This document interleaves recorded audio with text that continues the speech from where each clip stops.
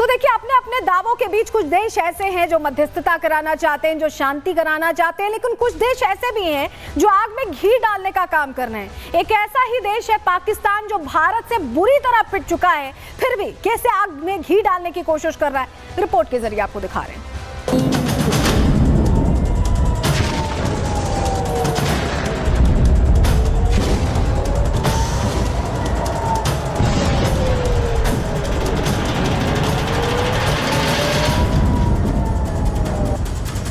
Israel और Iran के बीच छिड़ी जंग के 4 दिन हो चुके हैं, लेकिन दोनों ही देश पीछे हटने को तैयार नहीं है। इजराइल जहां ईरान के परमाणु ठिकाने, मिसाइल गोदाम, रिफाइनरी और सैन्य ठिकानों पर कहर बरपा रहा है, वहीं हमलों से बौखलाया ईरान इजराइल के रिहायशी इलाकों को टारगेट कर रहा है। इजराइल के हमले बता रहे हैं कि उसका मकसद ईरान को परमाणु हथियार बनाने से रोकना है, जबकि ईरान के हमले बता रहे हैं कि वो इजराइल को नेस्तनाबूद करना चाहता है। इसके लिए चाहे बेगुनाह इजरायलियों को मारना ही क्यों ना पड़े।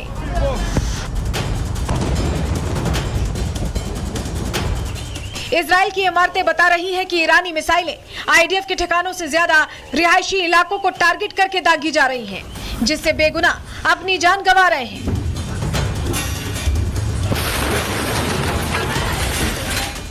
ईरान के जंगी मंसूबों को लेकर इजरायली प्रधानमंत्री ने बड़ा दावा कर दिया है। विदेशी मीडिया से बात करते हुए बेंजामिन नेतन्याहू ने दावा किया है कि ईरान का मकसद नेतन्याहू और डोनाल्ड ट्रंप की हत्या कराना है, जिसके तहत ईरान ने नेतन्याहू के घर को टारगेट किया था। ईरान के ताजा हमलों के पैटर्न को देखें तो नेतन्याहू का दावा सच नजर आता है। ईरान ने तेल अवीव में इजरायली सैन्य ठिकानों के अलावा अमेरिकी एम्बेसी को निशाना बनाया, जिससे यह साफ हो जाता है कि ईरान इजराइल के साथ लड़ रहा है, साथ ही अमेरिका को उकसाने की कोशिश भी कर रहा है। इजराइल ने ईरान की सैन्य लीडरशिप के साथ साथ ईरान के सर्वोच्च नेता को भी टारगेट पर ले लिया था, लेकिन ट्रंप के कहने पर खामनेई को छोड़ दिया गया। अब बड़ा सवाल यह है कि क्या ट्रंप सचमुच खामनेई को निशाना बनाने की योजना पर लगाम लगाने में कामयाब हुए, या ये महज कूटनीतिक दांवपेच है, क्योंकि एक और तो ट्रंप जंग खत्म कराने का दावा कर रहे हैं और दूसरी तरफ ईरान के खिलाफ यूएसएस निमित्ज की तैनाती कर रहे हैं। सच्चाई जो भी हो, इतना तो साफ है कि अगर सर्वोच्च नेता पर हमला होता तो पूरा मिडिल ईस्ट जंगी आग में झुलस जाता। फिलहाल युद्ध जारी है और पर्दे के पीछे मध्यस्थता की कोशिशें और जंग की आग में घी डालने की साजिशें भी चल रही हैं। भारत से मुंह की खाने के बाद आतंकिस्तान ईरान का खैरखा बन रहा है। भारत को एटमी धमकी देने वाला पाकिस्तान अब इजराइल को अपने परमाणु हथियारों की धमकी दे रहा है। यह धमकी पाकिस्तान ने ईरान के जरिए इजराइल को दी है। ईरानी राष्ट्रीय सुरक्षा परिषद के सदस्य मोहसेन रजाई ने शुक्रवार को एक टीवी इंटरव्यू में कहा कि पाकिस्तान ने ईरान से कहा है कि अगर इजराइल तेहरान में परमाणु बम गिराता है तो हम भी उन पर परमाणु बम गिराएंगे। अगर पाकिस्तान ने ईरान को यह आश्वासन दिया है तो मिडिल ईस्ट के लिए यह खतरे की घंटी है, क्योंकि पाकिस्तान किसी का सगा नहीं है और ऐसी बयानबाजी से वो शांति की बजाय जंगी आग को भड़का रहा है। मोहसेन रजाई का दावा इसलिए भी सच लग रहा है क्योंकि पाकिस्तानी नेता लगातार मुस्लिम देशों को एकजुट होकर इजराइल की खिलाफत करने की अपील कर रहे हैं। पाकिस्तानी रक्षा मंत्री ख्वाजा आसिफ बार बार ये कहते नजर आ रहे हैं कि मुस्लिम देशों को बिना देर किए इजराइल के खिलाफ एकजुट होना होगा। इजराइल ने ईरान, यमन और फिलिस्तीन को निशाना बनाया है। अगर मुस्लिम राष्ट्र एकजुट नहीं होते हैं तो दूसरे देशों को भी इजराइल की आक्रामकता का सामना करना पड़ेगा। ख्वाजा आसिफ का यह बयान और इजराइल को परमाणु हथियारों की धमकी देना बता रहा है कि कई ऐसे देश हैं जो नहीं चाहते कि इजराइल और ईरान का युद्ध रुके।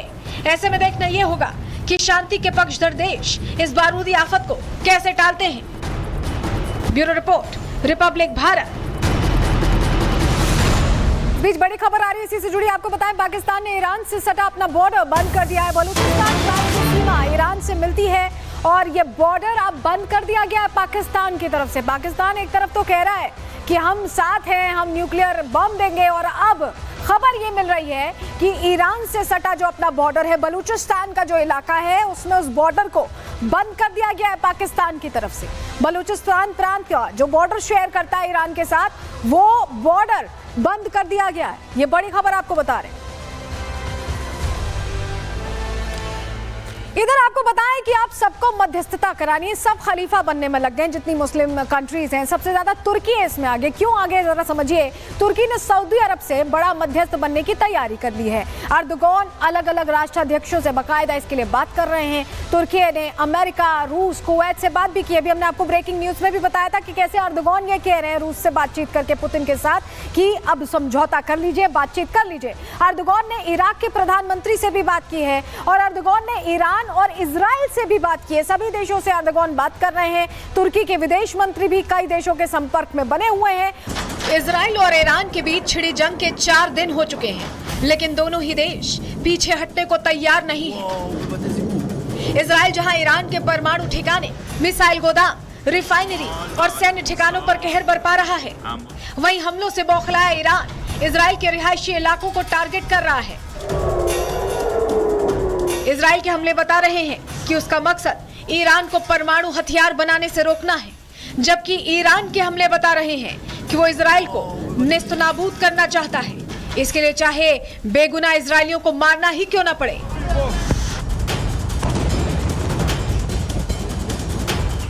इजराइल की इमारतें बता रही हैं कि ईरानी मिसाइलें आईडीएफ के ठिकानों से ज्यादा रिहायशी इलाकों को टारगेट करके दागी जा रही हैं, जिससे बेगुनाह अपनी जान गंवा रहे हैं।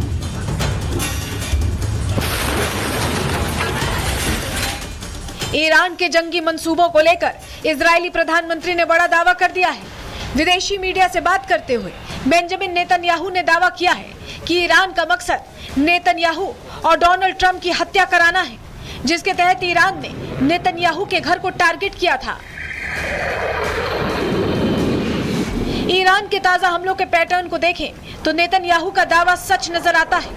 ईरान ने तेल अवीव में इजरायली सैन्य ठिकानों के अलावा अमेरिकी एम्बेसी को निशाना बनाया, जिससे यह साफ हो जाता है कि ईरान इजराइल के साथ लड़ रहा है, साथ ही अमेरिका को उकसाने की कोशिश भी कर रहा है। इजराइल ने ईरान की सैन्य लीडरशिप के साथ साथ ईरान के सर्वोच्च नेता को भी टारगेट पर ले लिया था, लेकिन ट्रंप के कहने पर खामनेई को छोड़ दिया गया। अब बड़ा सवाल यह है कि क्या ट्रंप सचमुच खामनेई को निशाना बनाने की योजना पर लगाम लगाने में कामयाब हुए, या ये महज कूटनीतिक दांवपेच है, क्योंकि एक और तो ट्रंप जंग खत्म कराने का दावा कर रहे हैं और दूसरी तरफ ईरान के खिलाफ यूएसएस निमित्ज की तैनाती कर रहे हैं। सच्चाई जो भी हो, इतना तो साफ है कि अगर सर्वोच्च नेता पर हमला होता तो पूरा मिडिल ईस्ट जंगी आग में झुलस जाता। फिलहाल युद्ध जारी है और पर्दे के पीछे मध्यस्थता की कोशिशें और जंग की आग में घी डालने की साजिशें भी चल रही हैं। भारत से मुंह की खाने के बाद आतंकिस्तान ईरान का खैरखा बन रहा है। भारत को एटमी धमकी देने वाला पाकिस्तान अब इजराइल को अपने परमाणु हथियारों की धमकी दे रहा है। यह धमकी पाकिस्तान ने ईरान के जरिए इजराइल को दी है। ईरानी राष्ट्रीय सुरक्षा परिषद के सदस्य मोहसेन रजाई ने शुक्रवार को एक टीवी इंटरव्यू में कहा कि पाकिस्तान ने ईरान से कहा है कि अगर इजराइल तेहरान में परमाणु बम गिराता है तो हम भी उन पर परमाणु बम गिराएंगे।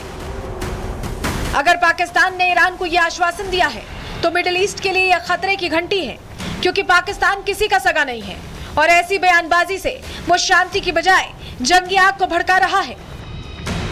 मोहसेन रजाई का दावा इसलिए भी सच लग रहा है क्योंकि पाकिस्तानी नेता लगातार मुस्लिम देशों को एकजुट होकर इजराइल की खिलाफत करने की अपील कर रहे हैं। पाकिस्तानी रक्षा मंत्री ख्वाजा आसिफ बार बार ये कहते नजर आ रहे हैं कि मुस्लिम देशों को बिना देर किए इजराइल के खिलाफ एकजुट होना होगा। इजराइल ने ईरान, यमन और फलस्तीन को निशाना बनाया है। अगर मुस्लिम राष्ट्र एकजुट नहीं होते हैं तो दूसरे देशों को भी इजराइल की आक्रामकता का सामना करना पड़ेगा। ख्वाजा आसिफ का यह बयान और इजराइल को परमाणु हथियारों की धमकी देना बता रहा है कि कई ऐसे देश हैं जो नहीं चाहते कि इजराइल और ईरान का युद्ध रुके। ऐसे में देखना यह होगा